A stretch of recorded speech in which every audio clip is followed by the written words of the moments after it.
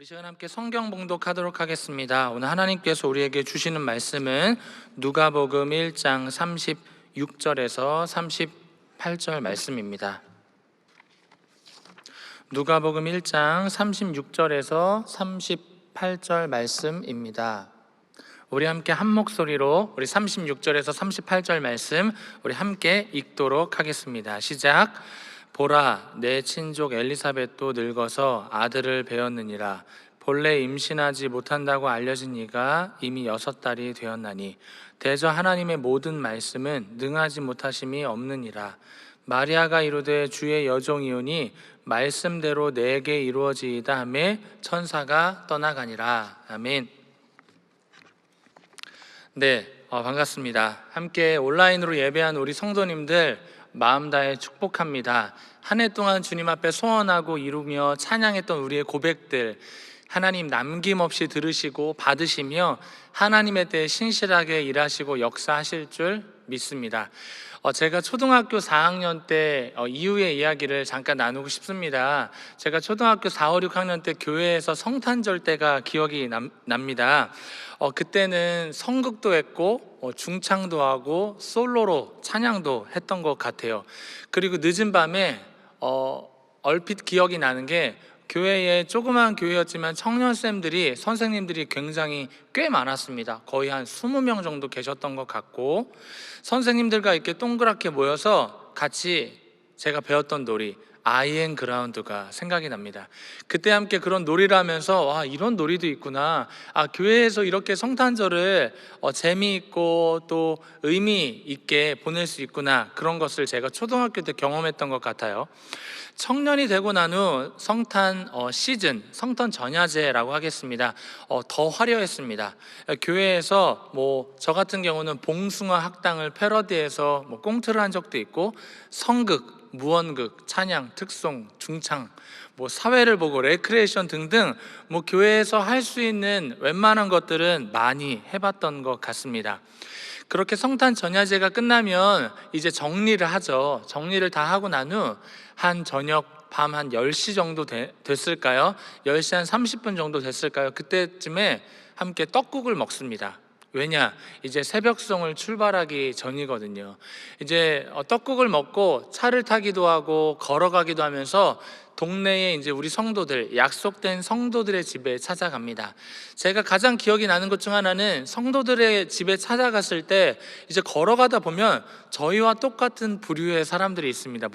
새벽송을 돌고 있는 지체들을 만나요. 그러면 머뭇머뭇 할 것도 없고 인사를 합니다. 메리 크리스마스. 예수님이 오셨어요. 메리 크리스마스. 주님이 성탄하셨습니다. 할렐루야를 도로에서 외칩니다. 길가에서 이렇게 외쳐요. 그러면 제가 외친 만큼 반대편에서 똑같이 인사가 옵니다. 맞아요. 할렐루야. 예수님이 성탄하셨어요. 이렇게요. 그리고 그 약속된 성도님 집에 가서 고요하게 조용한 목소리로 외치죠. 고요한 밤 거룩한 밤 예수님이 오셨습니다. 기쁘다 구주 오셨네. 이렇게 찬양을 하게 되면 앞에 나오시면 안 됩니다. 찬양이 좀 끝날 때쯤에 문이 이렇게 삐그덕 열리면서 저희를 반겨주시죠. 할렐루야, 주님이 성탄하셨습니다. 이렇게 어떤 복음의 예수님의 이 기쁜 탄생의 소식을, 나심의 소식을 전했던 기억이 납니다. 물론 저희가 또 다음 주일학교 학생들이 먹을 수 있도록 한 보따리 쌀푸대자루에 먹을 것을 주셨던 것도 잊지 않고 기억이 납니다. 그런데 이번 성탄절 시즌은 느낌이 아주 많이 다르죠. 코로나 때문에 움직이도 못하고 먹으러 가지도 못합니다.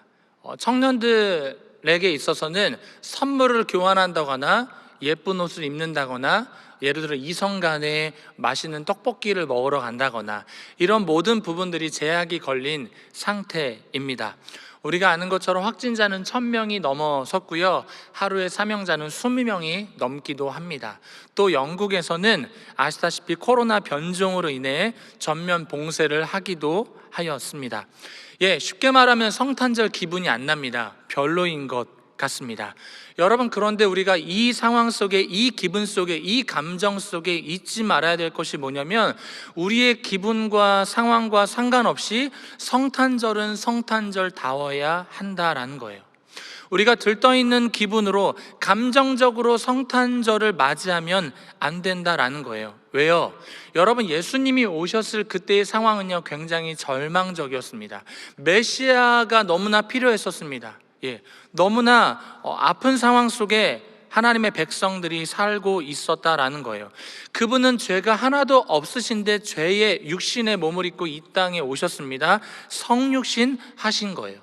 곤고함 가운데 있는 우리들의 삶에 주님이 친히 찾아와 주셔서 너무나 욕심내고 이기적인 우리의 삶에 우리의 손을 잡아 주셨다라는 것입니다. 저와 여러분들이 어떤 사람입니까? 이 은혜를 경험한 자들입니다. 우리는 하나님의 은혜로요, 오늘 이 코로나임에도 불구하고 주님을 여전히 예배할 수 있고 예배하고 있습니다. 그런데 여러분, 이 은혜가 언제 사라지는지 아십니까? 우리가 생각하는 계획이 어그러질 때입니다.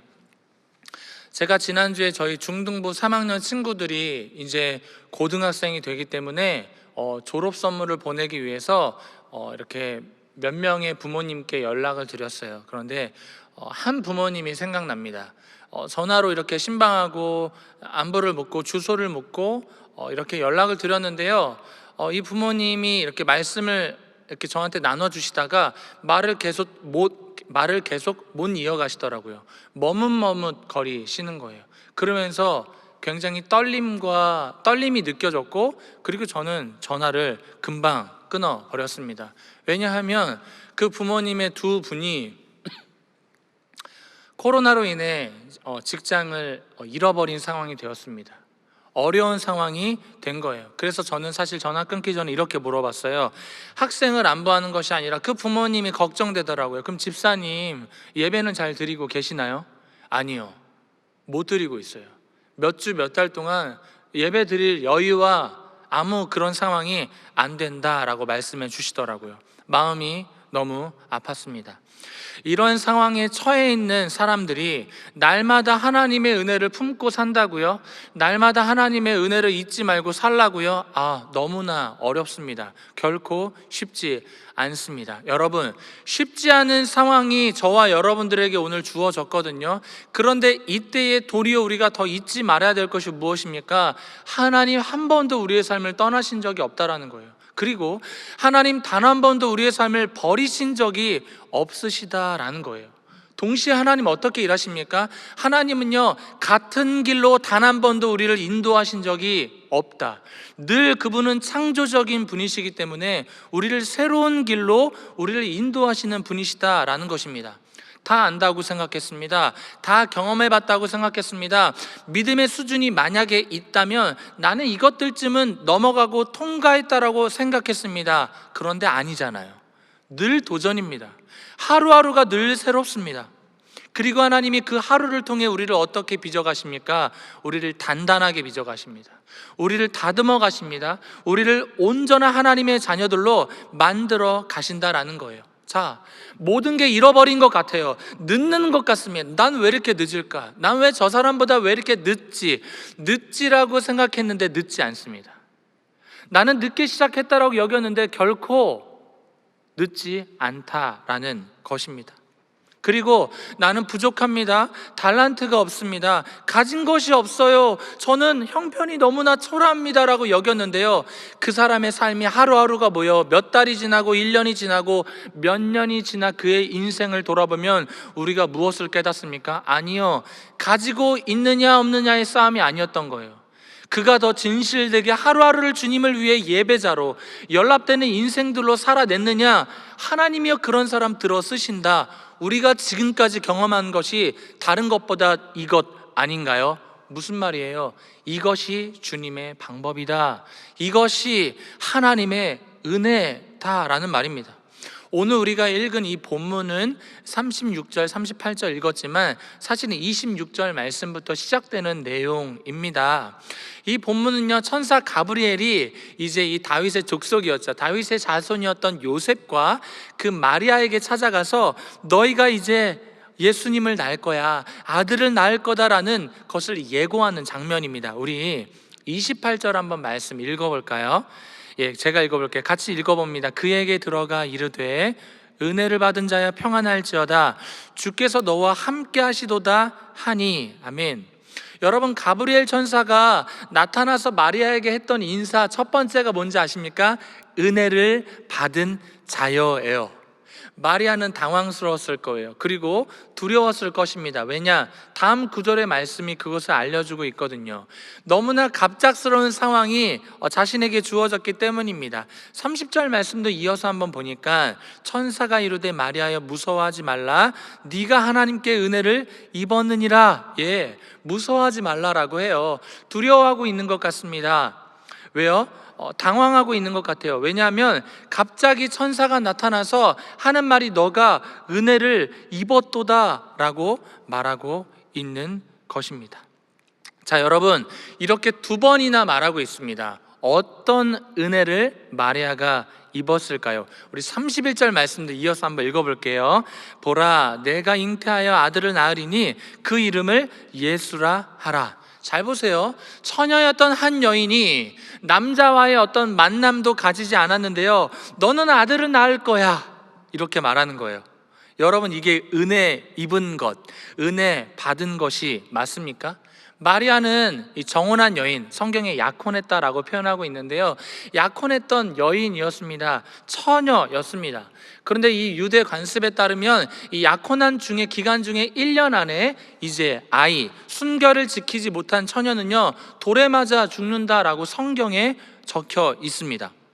약혼한 처녀인데 아무런 관계도 맺지 않았는데 갑자기 임신하게 된 거예요. 아이를 갖는다니요. 여러분, 너무나 당황스러운 이야기 아닌가요? 우리는 이 이야기를 너무나 잘 알고 있습니다. 그냥 눈만 뜨고 일어나도 너무나 잘 알고 있는 이야기라 그냥 쉽게 지나간다라는 거예요. 입장 바꿔 생각해 보십시오. 만약에 내 자녀가 있다면, 아니면 청년이라면, 나라면, 여러분, 이것처럼 진짜 당황스러운 게 어디 있겠습니까? 이거는 놀랄 일이요, 너무나 말도 안 되는 일이 맞습니다. 자, 그런데 이 말도 안 되는 사건 앞에 천사가 마리아에게 했던 말이 뭐냐면, 아니, 이것이 너에게 은혜다라고 말했다는 거예요. 여러분, 성경의 위대한 사람들을 보면, 성경에 나오는 수많은 사람들을 보면요, 그는 은혜로 살았습니다. 여러분, 이렇게 기록되어 있지 않습니까? 여러분, 은혜로 살았다는 말이 무슨 뜻이냐면, 은혜 없이는 결코 살 수 없었습니다.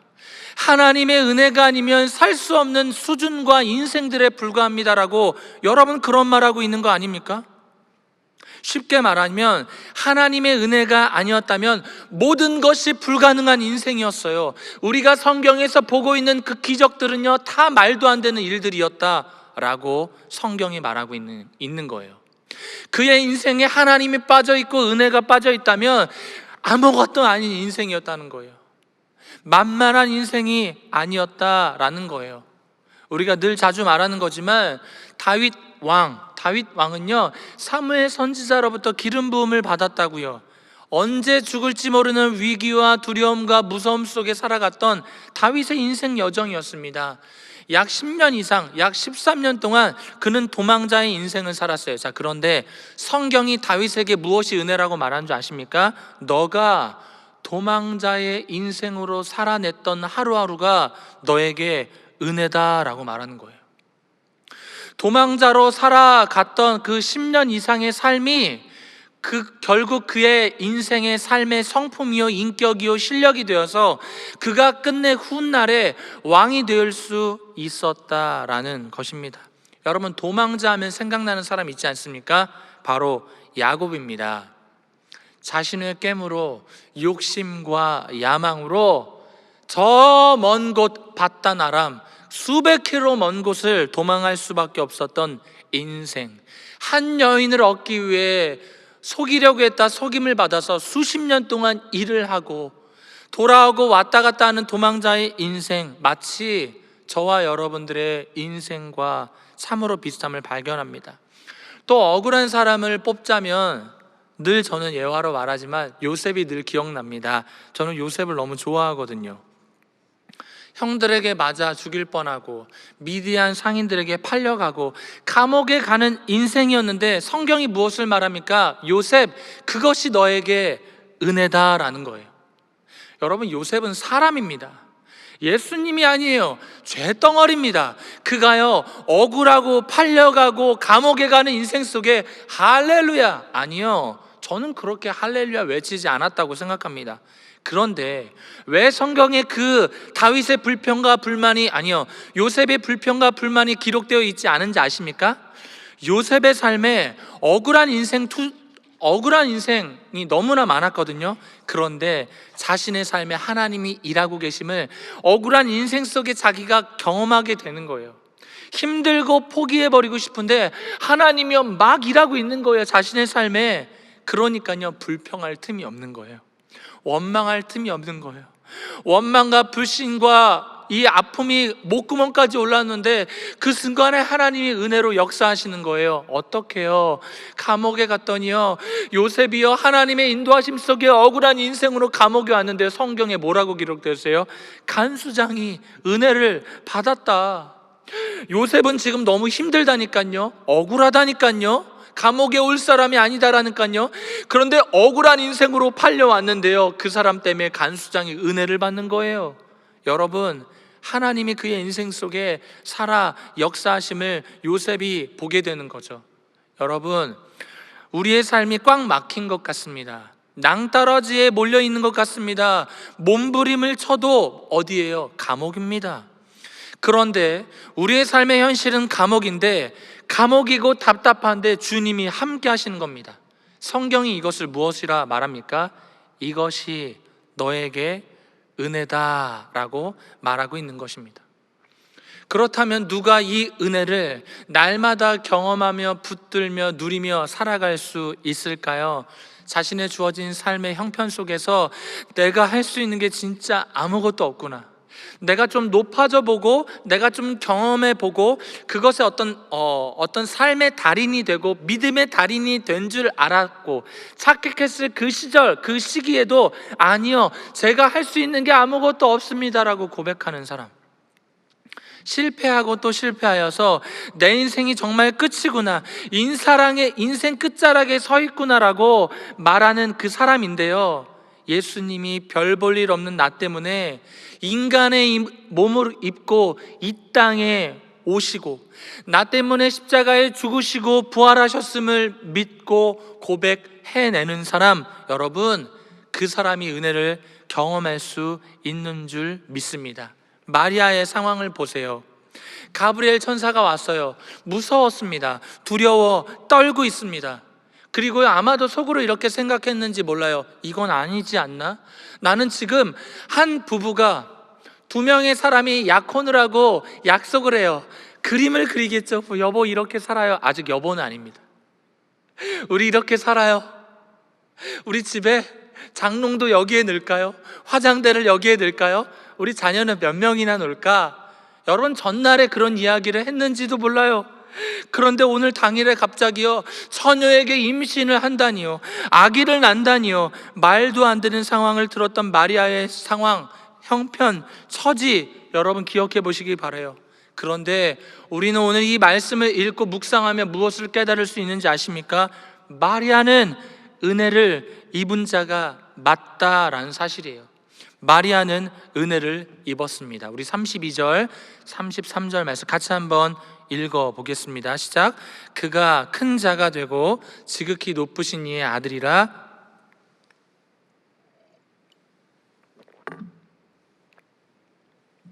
영원히 야곱의 집을 왕으로 다스리실 것이며 그 나라가 무궁하리라. 아멘.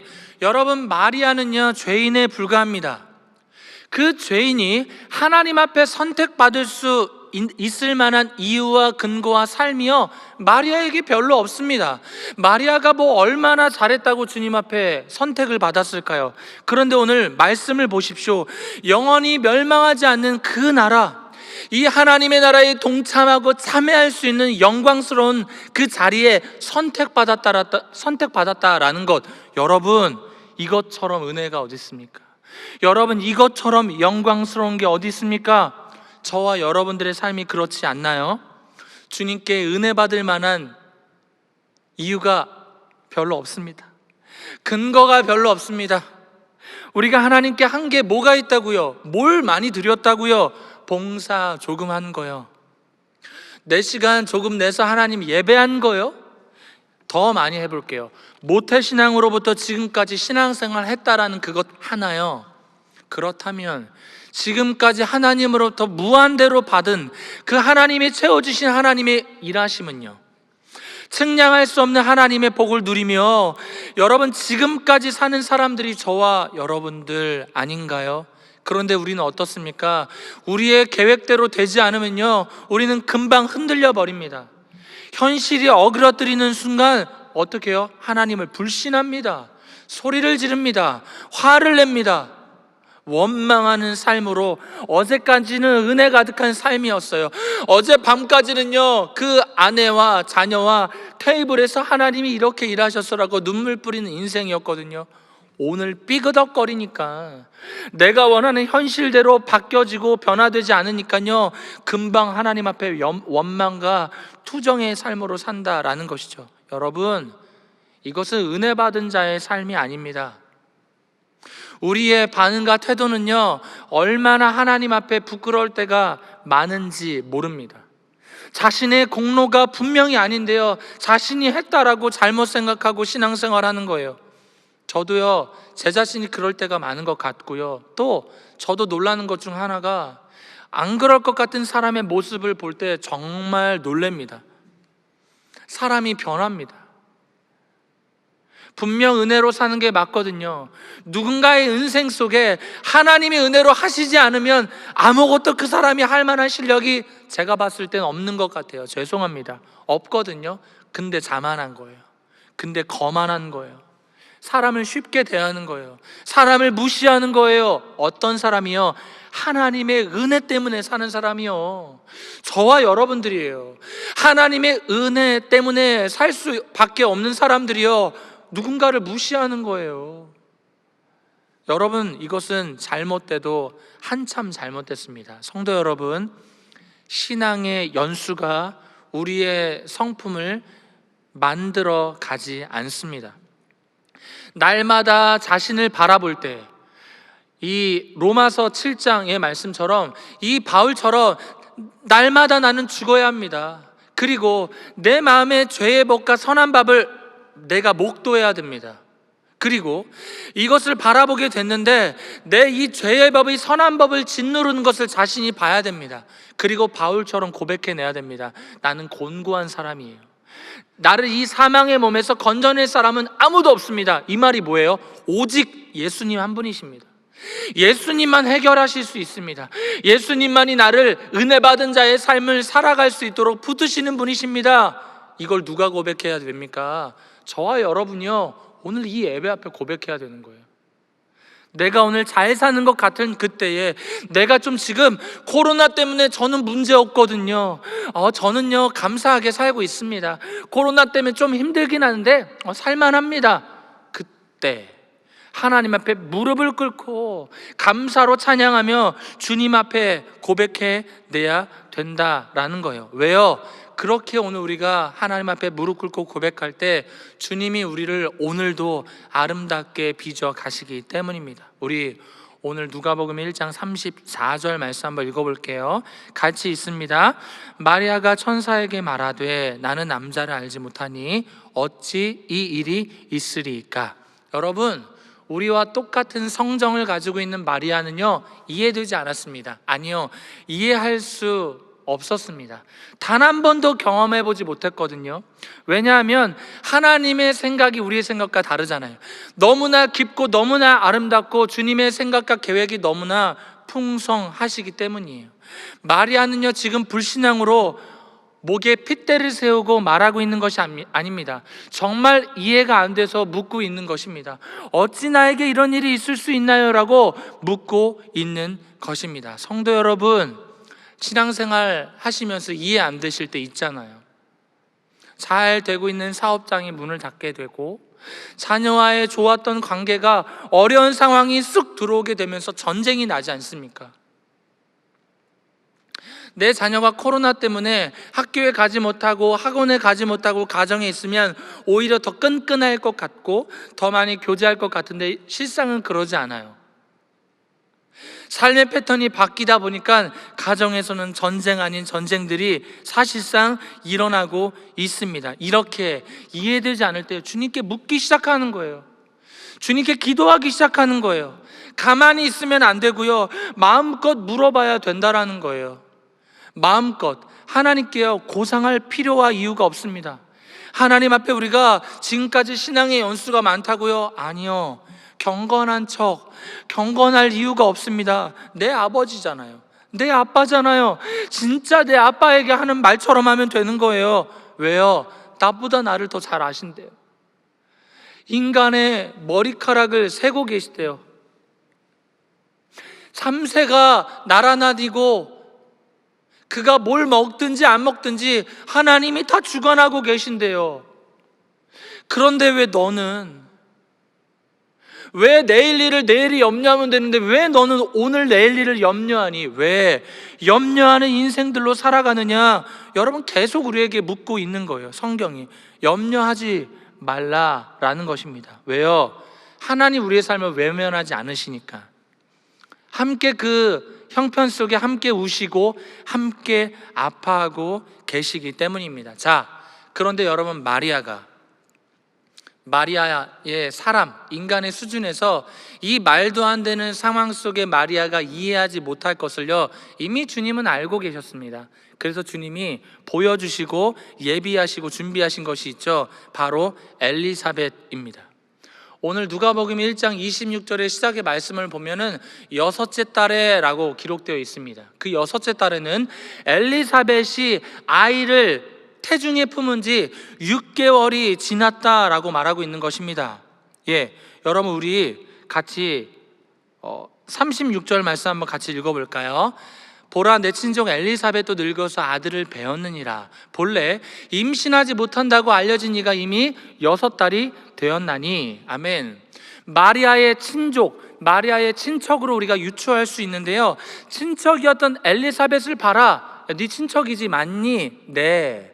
너 그가 나이가 많고 이미 예전부터 아이를 가질 수 없는 환경과 처지인 것도 알고 있지? 네. 그런데 그는 태중에 지금 아이가 있어. 6개월이 지났어. 이렇게 말하고 있는 거예요. 엘리사벳의 남편이요 사가랴였거든요. 그런데 모두가 알고 있는 사실이 있습니다. 1장 7절 말씀 보니까 엘리사벳이 잉태하지 못함으로 그들에게 자식이 없고 두 사람의 나이가 많더라. 여러분, 성경에 명확하게 기록되어 있습니다. 아이를 이미 젊었을 때부터 가질 수도 없었고 이미 지금은 나이가 많았다. 무슨 말이에요? 죄송해요, 이렇게 표현할게요. 끝났어. 이 가정이 아이를 가질 수 있는 확률 0%야. 여러분, 성경이 이렇게 말하고 있는 것입니다. 그런데 그 0%의 가정에 자녀를 허락해 주신 거예요. 어떤 자녀인지 아십니까? 그 이름도 세례 요한입니다. 우리 1장 13절 한 번 더 읽어볼게요. 천사가 그에게 이르되 사가랴여 무서워하지 말라, 너의 간구함이 들린지라. 여기까지 읽어보겠습니다. 무엇을 알 수 있습니까? 인생이 포기되고 아무것도 안 되는 인생인데 사가랴는 끊임없이 간구했다라는 거예요. 맞죠? 사가랴와 엘리사벳은요, 자기가 나이가 많아서 자녀를 달라고 기도했는지 안 했는지는 자세히 몰라요. 그런데 마음의 아파함은 주님이 알고 계셨죠. 그리고 다른 수많은 기도의 제목들로 간구했을 거예요. 어떻게 해요? 간절히 기도했을 거예요. 여러분, 무엇을 알 수 있습니까? 주님은 우리가 아파하며 기도했던 기도의 모든 내용을 흘리지 않으시고요, 다 듣고 계신다라는 거예요. 그리고 그게요, 하나님의 때에 주님의 방법으로 응답되어진다라는 것입니다. 성도 여러분, 오늘 이해되지 않는 코로나, 이해되지 않는 다른 수많은 상황이 우리에게 밀려왔습니다. 맞죠? 그때 기도의 끈을 놓지 마시기 바랍니다. 하나님이 우리의 기도 가운데 어떻게 신묘막측하게, 어떻게 신비하게 일하실지 모르기 때문입니다. 왜요? 우리가 끝났다라고 생각하는 오늘의 팩트와 사실이 하나님의 믿음의 시작일 수 있기 때문입니다. 설령 우리가 원하고 바라는 대로 기도의 내용을 들어주시지 않으신다 하더라도 우리 주님은요, 다양한 방법으로 협력하시는 분이세요. 사람을 통해요, 날아다니는 공기와 이파리를 통해서도 주님 말씀하시는 분이십니다. 우리의 무지하고 우리가 이해하지 못하는 연약한 믿음의 수준인 것을 아시고요, 주님이요 다양한 방법들로 일하신다라는 거예요. 말씀에는 없지만, PPT에 없지만 1장 20절 말씀 마지막에 이렇게 기록되어 있어요. 천사가 사가랴에게 이렇게 말해요. 때가 이르면 내 말이 이루어진다. 그때를 기다리라는 거예요. 사가랴가 제사장이었는데 못 믿었거든요. 사실 그건 믿을 만한 일은 아니었습니다. 제사장이었는데도 못 믿었어요. 천사가 말했는데도 못 믿었어요. 여러분, 여러분의 신앙생활 속에 오늘 강단에서 목사님이 주시는 말씀 앞에, 주님이 주신 말씀 앞에 여러분 아멘하고 계십니까? 반쪽짜리 아멘하고 있지 않아요? 목사님이 제 형편 아니시잖아요. 제 상황 다 모르시잖아요. 마음으로는 아멘 하시는데 진짜 아멘하는 인생으로 살지 못하고 있지 않나요? 아니요. 오늘 말씀이 말해요. 아니, 그건 불신앙이야. 때가 되면 내 말이 이루어진다. 주님이 하시는 말씀입니다. 제 이야기를 잠시 나눌게요. 2011년 6월에 저는 결혼을 했습니다. 약 5년 정도 아이가 없었습니다.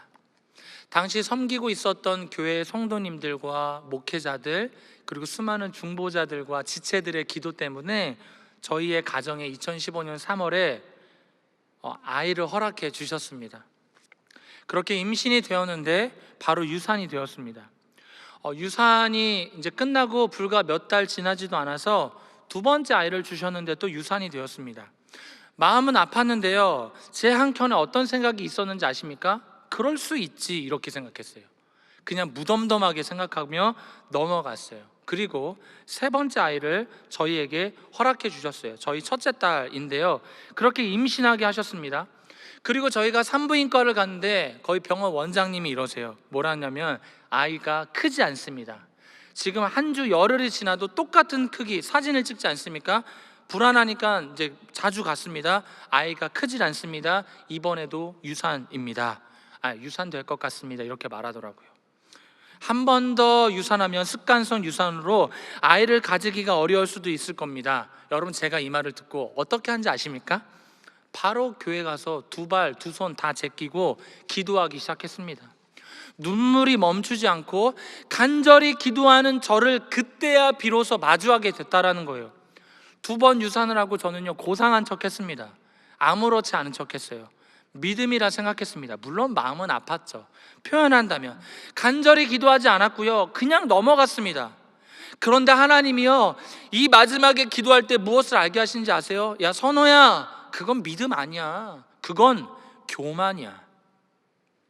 일주일이 넘도록 크지 않았던 저희 첫째 딸은요, 산부인과 원장 선생님의 말이 틀렸음을 증명하듯 저희 가정에 찾아왔습니다. 제가 할렐루야 교회 부임하고 둘째 자녀를 위해 기도했습니다. 아이가 잘 생기지 않는 거예요. 병원에 갔습니다. 병원에서 하는 말이 뭐냐면 이 가정은 인공으로도 아이를 가지기가 힘듭니다 라고 말을 하더라고요. 저는 사실 되게 무덤덤한 척 했거든요. 그 자리에서 굉장히 충격을 받았습니다. 그런데 제 마음이 어땠는지 아십니까? 포기가 안 되더라고요. 기도하기 시작하더라고요. 왜인 줄 아십니까? 제가 첫째 딸을 경험했잖아요. 첫째 딸을 경험한 것, 이 생명이 하나님 손 안에 있음을 깨닫게 되니까요, 이게 되든 안 되든 기도를 포기하지 않았다라는 거예요. 기도하기 시작했다라는 거예요. 그리고요, 감사하게 자연 임신으로 아이를 만날 수 있습니다. 제가 무슨 말을 드리고 싶은지 아십니까? 저에게 이 기적이 일어났습니다, 여러분도 일어납니다, 이런 말을 하고 싶은 게 아니에요. 무슨 말을 하고 싶냐? 하나님의 때에 하나님의 방법으로 하나님이 신실하게 반드시 일하신다라는 것입니다. 내가 원하는 기도의 제목이 이루어지지 않더라도요, 괜찮을 만한 마음을 주님이 부어주세요. 그리고 이 기도가 열리면 열림인 거고 닫히면 닫히는 겁니다. 그리고 이 모든 것은 주님의 손안에 있습니다라는 믿음의 고백이요, 이전엔 없었던 고백이요, 경험하게 되는 순간 우리의 입술의 고백이 바뀌어진다라는 것이죠. 우리 37절 말씀 읽어볼게요. 대저 하나님의 모든 말씀은 능하지 못하심이 없느니라. 아멘. 이 현대인의 성경으로 제가 한번 읽어드리겠습니다. 하나님에게는 안 되는 일이 아무것도 없다. 할렐루야. 하나님에게 안 되는 일이 있습니까? 내 편에서 내 기도 제목이 안 들어질 때, 응답되지 않을 때 안 되네라고 여길 뿐이죠. 하나님이 우리의 안됨 속에 얼마나 많이 채워주셨어요. 왜 이러지? 내 인생 왜 이것밖에 안 되지? 기도해도 왜 안 돼? 우리는 거기에 머물러 있는데요, 하나님이 수많은 것들로 채워주세요. 너무나 많은 것들로 채워주세요. 그러니까 안 되는 게 아니라는 거예요. 하나님이 우리의 안됨 속에 일하시기 시작하신다라는 것입니다. 성도 여러분, 우리의 수준으로 이해할 수 없는 오늘이 있습니다. 왜 이거 몇 년 동안 안 되지? 왜 이거 몇 달 동안 안 되지? 그런데 적어도 오늘 본문 말씀을 보니까 미리 준비하시고 예비하시는 여호와 이레의 하나님이심을 저와 여러분들이 믿어야 하는 줄 믿습니다. 하나님이 나와 함께하고 계심을 믿는다면요, 오늘 우리의 삶의 형편과 처지와 상관없이요, 우리는 은혜 받은 자들입니다. 하나님의 은혜 안에 내가 오늘 살고 있음을 확신하는 자는요, 자신의 환경을 뛰어넘어 입술의 고백이 바뀌게 되어집니다. 마치 이런 고백입니다. 우리 마지막 말씀인데요, 38절 말씀 한번 더 읽어볼까요? 시작. 마리아가 이르되 주의 여종이오니 말씀대로 내게 이루어지이다 하매 천사가 떠나느니라. 어찌 나에게 이런 일들이 일어날 수가 있을까요? 자신의 머리와 경험으로 이해되지 않았던 마리아예요. 이게 우리의 고백 아닙니까? 하나님, 어찌 저에게 이 가정에게 이런 일 주시죠? 이건 아니잖아요. 이게 저와 여러분들의 고백 아닙니까? 그런데 하나님을 경험하고 자신이 은혜 받은 자, 넌 진짜 은혜 받은 자야, 내가 너와 함께하고 있잖아, 내가 너에게 다양한 방법으로 일하고 있잖아, 그것을 알게 되는 순간 마리아의 입술이 고백하게 되는 거예요. 그렇습니다, 주님. 저는 주님의 종이에요. 저는 주님의 여종이에요. 무슨 말이에요? 당신이 나의 주인이십니다. 마음대로 하십시오. 나를 향해 주시는 당신의 그 약속, 주님의 그 약속의 말씀이 성취되어질 줄 믿습니다. 여러분, 근데 이 믿음의 수준이 뭔지 알아요? 내 머리로 오늘 이해되지 않는 거예요. 마리아가 이 말을 들으면서 다 이해되지 않을 수 있어요. 그런데 이해되지 않는데 주님이 하신 말씀이 약속되어지고 믿어지니까 제 형편과 처지는 믿어지지 않거든요. 그런데 저는 믿습니다. 하나님이 일하실 것들을 믿습니다. 입술이 변화되어지는 거예요. 그렇게 고백되어지는 것입니다. 사랑하는 성도 여러분, 이 고백이 오늘 저와 여러분들의 고백이 되어지길 축복합니다. 제가 좀 전에 자녀 이야기를 했지만 제 삶에 응답되지 않은 것, 힘든 일들, 이 강단에서 더 드릴 말씀이 많이 있지만 못 드리는 말들이 훨씬 많습니다. 단 한 번도 쉬운 적이 없었고요, 단 한 번도 여유 있게 산 적도 없었습니다. 단 한 번도 이 정도면 됐다라고 여길 만한 틈도 없었어요. 단지 자녀, 너무나 귀한 생명이죠. 그런데요, 제가 아파했던 수많은, 힘들어했던 수많은 그런 것들, 지금도 응답되지 않은 게 너무나 많다라는 거예요. 그런데 주님이 선호야, 내가 너와 함께하고 있어, 중간중간에 하나씩 보여주시는 놀라우신 은혜 때문에 포기할 수 없는 거예요. 주님의 그 흔적이 너무 감사한 거예요. 사랑하는 성도 여러분, 오늘 내가 원하고 바라는 것이 잘 되지 않고 당장 이루어지지 않는다 하더라도 그 오늘의 우리의 상황이 주님의 최선이요 하나님의 은혜임을 믿으시기 바랍니다. 세상에서는요, 이런 노래를 부릅니다. 울면 안 돼, 울면 안 돼. 산타 할아버지는 우는 아이에게 선물을 안 주신대. 여러분, 이 가사를 묵상해 봤더니요, 너무 이기적인 할아버지세요. 우는 것도 힘든데, 이해되지 않아서 울 수밖에 없는 인생인데, 야, 너 울면 선물 안 준다? 여러분, 이거 틀린 노래입니다. 여러분, 우셔도 됩니다. 힘들면요, 실컷 우셔도 돼요. 여러분이 울어도요, 주님 선물 주십니다. 어떤 선물이요? 임마누엘. 주님이 우리와 함께 하신다. 주님이 너와 함께 하신다. 울 수밖에 없는 너의 형편인데, 사랑하는 딸, 아들아, 내가 너와 함께 할 거야. 나에게 기대어 울어도 돼. 마음껏 울으렴 주님이 말씀하실 줄 믿습니다. 사랑하는 성도 여러분, 저와 여러분들은 은혜를 입은 자들입니다. 은혜를 받은 자답게 주어진 삶에서 하나님을 향한 노래를 멈추지 마시기 바랍니다. 왜요? 하나님이요, 우리를 위해 일하심이 멈추지 않으시기 때문입니다. 우리 이 시간 다 함께 기도하겠습니다. 살아계신 하나님 아버지, 감사합니다. 연약한 우리의 인생, 하나님의 은혜를 경험하고 믿음으로 오늘까지 살고 있었다라고 고백하지만, 오늘도 우리는 넘어지는 인생이요, 오늘도 우리는 불평하고 불신하는 우리의 삶임을 주님 앞에 고백합니다.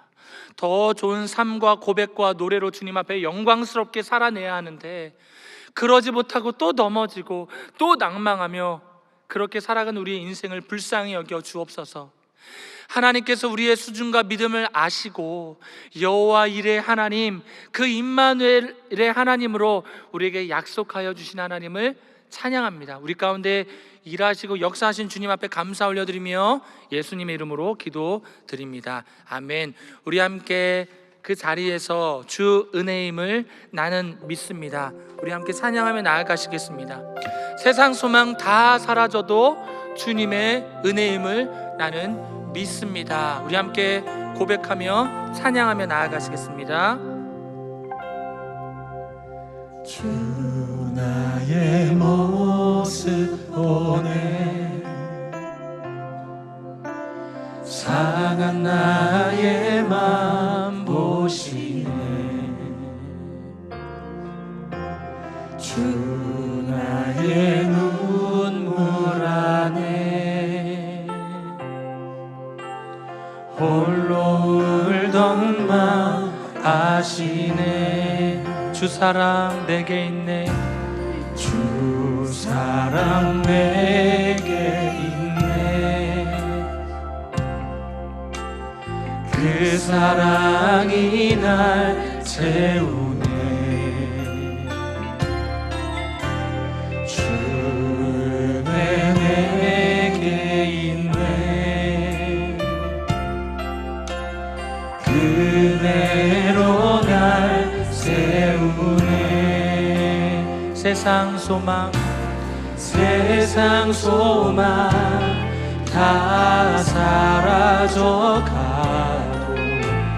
주의 사랑은 끝이 없으니, 살아가는 이 모든 순간이 주의. 우리 목소리 높이 한 번 더 고백할까요? 주 나의 모습 보네. 주 나의 모습 보네. 상한 나의 맘 보시네. 상한 나의 맘 보시네. 주 나의 눈물 안에 홀로 울던 맘 아시네. 주 사랑 내게 있네. 주 사랑 내게 있네. 그 사랑이 날 채우네. 아멘. 주 은혜 내게 있네. 아멘. 그 은혜로 나를 세우십니다. 은혜로 날 세우네. 세상 소망 다 사라져가도 주의 사랑은 끝이 없으니, 살아가는 이 모든 순간이 주 은혜. 우리 한번 번 더 믿음으로 고백할까요? 세상 소망 다 사라져가도, 세상 소망 다 사라져가도 주의 사랑은 끝이 없으니 살아가는 이 모든 순간이 주의 힘을 나는 믿네. 아멘. 우리 시간 한 가지 놓고 기도하겠습니다. 눈을 감고, 하나님, 우리가 이렇게 주님의 말씀을 듣고 찬양해냈지만 여전히 우리의 마음은 통탄해 있고 여전히 슬픔 가운데 머물며 있으며 때로는 하나님의 뜻이 이해되지 않아 너무나 아플 때가 많이 있습니다. 버틸만 할 때는 괜찮은데 내가 버티지 못한 선을 넘어가는 순간 하나님 너무 아프고 힘이 듭니다. 주여, 그러나 오늘 이 마리아의 고백이 나의 고백이 되게 하여 주시옵소서. 주님의 말씀이 나에게 이루어질 줄 믿습니다. 하나님의 이 약속의 말씀이 나에게 이루어지길 소망합니다. 하나님, 내가 그 표대 되신 예수 그리스도를 믿음으로 믿고 쫓아가겠습니다. 하나님, 좀 나를 붙들어 주세요. 하나님, 내가 주님과 멀어질 때 하나님, 저뿐만이 아니라 우리의 가정들 좀 붙들어 주세요. 예배하지 못해서 내가 모태신앙 때부터 주님을 예배했는데 이 코로나 때문에 온라인으로도 주님을 예배하지 못해요. 하나님을 떠나버렸습니다. 하나님, 그 가정에게 좀 찾아가 주십시오. 하나님, 가브리엘 전사처럼 좀 찾아가 말씀해 주십시오. 주여, 하나님의 은혜를 회복하게 하여 주옵소서. 이 시간 주님의 이름 한번 부르짖으시며 간절히 기도할 때 주님의 은혜가 우리 가정과 개인에게 머물 줄 믿습니다. 기도합니다. 주여, 주여, 주님 아버지 감사합니다. 하나님, 주님 아픕니다. 주님 어떻게 할 수 없어 아픕니다. 하나님, 찾아갈 수 없어 아픕니다. 하나님, 손잡아줄 수 없어 아픕니다.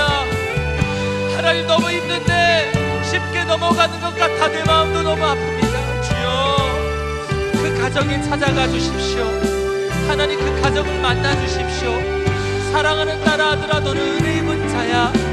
너가 지금 좀 힘들지만 끊임없이 기도의 끈을 놓지 말아라. 내가 너의 가정 가운데 일할 거야.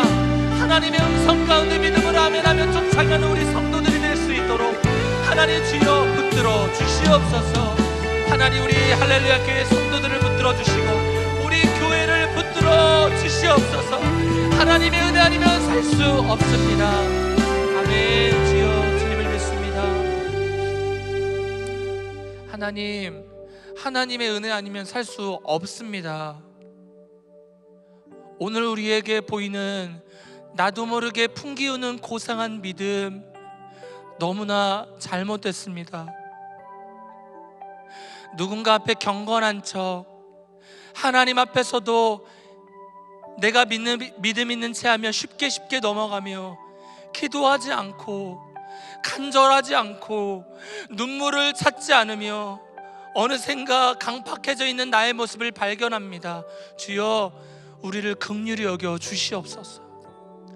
이 땅에 예수님이 곤고한 그들, 가난한 그들을 위해 오셔서 야, 곤고하지? 내가 너희의 친구가 되어줄게라고 오셨는데 오늘 우리는 하나님, 저 곤고하지 않는데요, 저 주님이 필요하지 않는데요, 저 버틸만 한데요 라고 여기며 때론 쉽게 넘어가지 않는지 주님 앞에 돌아보기를 원합니다. 주님, 우리 할렐루야 교회 기억해 주십시오. 40주년의 은혜가 주님의 은혜요. 하나님이 다 하셨습니다. 사람들은 바뀌고 목회자는 바뀌었는지 모르지만 아니요, 하나님이 그 한 사람 한 사람의 달란트와 그들을 통해 신실하게 일하신 줄 믿습니다. 오늘 주님이 그렇게 일하시고 주님이 내년에도 그렇게 일하실 줄 믿으며 그렇게 주님 앞에 목 놓아 기도한 우리 성도들의 기도, 우리의 기도 가운데 응답하여 주시옵소서. 감사하며 이 시간 주님 앞에 예물 올려드린 손길들과 가정들 기억해 주시고 주님 앞에 아까워하지 않고 드리는 이 믿음의 손길과 헌신 가운데 주님의 신실한 응답이 주어지길 간절히 소망하며 예수님의 이름으로 기도드리옵나이다. 아멘. 아멘. 이 시간 축도할 텐데요. 축도 후에는 화면에 기도 제목 오늘 4가지가 나옵니다. 함께 간절히 기도해 주시고 개인의 기도 제목으로 기도해 주시기 바랍니다. 축도하겠습니다. 주 예수 그리스도의 은혜와 하나님의 사랑과 성령의 교통하심이, 하나님, 나는 은혜 입은 자입니다. 나는 은혜로 살아가는 자입니다. 나는 하나님이 아니면 아무것도 할 수 없습니다. 주여, 약속하신 주님의 말씀대로 하옵소서라고 다짐하고 고백하며 살아내길 원하는 우리 모든 할렐루야 교회 성도들 머리 위에, 그들의 가정의 머리 위에 지금으로부터 영원토록 함께 하시기를 간절히 축원하옵나이다. 아멘. 아멘.